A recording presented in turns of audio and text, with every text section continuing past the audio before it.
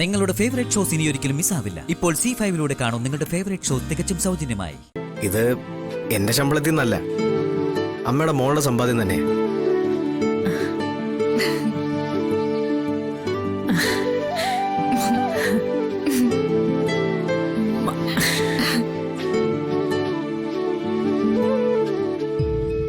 എന്ത് നോക്കിയിരിക്കുന്നേ?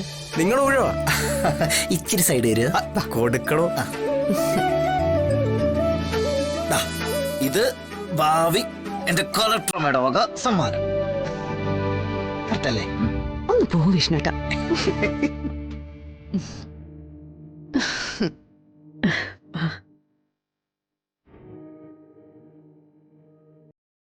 വിഷ്ണുമോൻ വെറുതെ പറഞ്ഞല്ല. ഈ വർഷം മോളുടെ ജീവിതത്തിൽ പുതിയ വഴിത്തിരിവുണ്ടാവുമെന്ന് തന്നെയാ അമ്മയുടെ മനസ്സ് പറയുന്നത്. ആ, ഇനി എല്ലാരും ഒന്ന് മാറി നിന്നേ.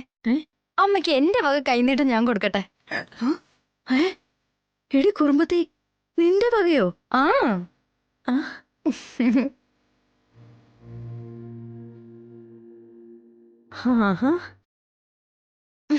ഇതാ.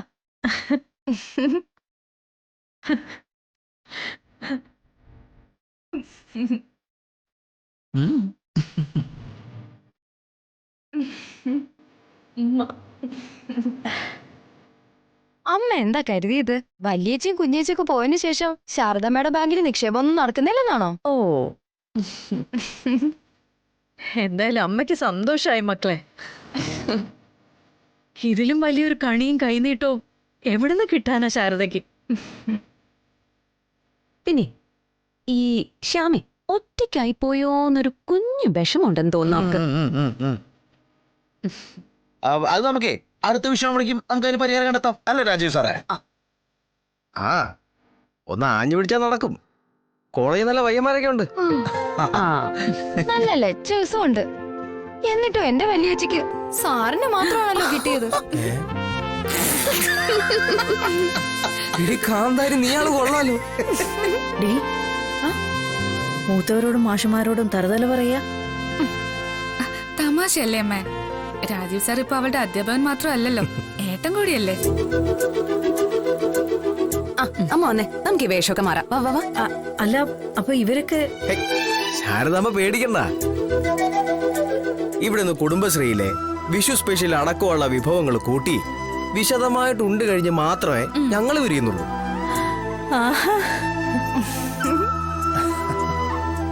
വാ അമ്മേ.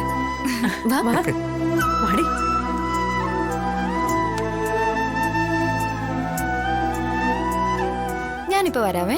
നല്ല കോളേജൊക്കെമാരുണ്ട്, വെറുതെ പറഞ്ഞല്ലേ.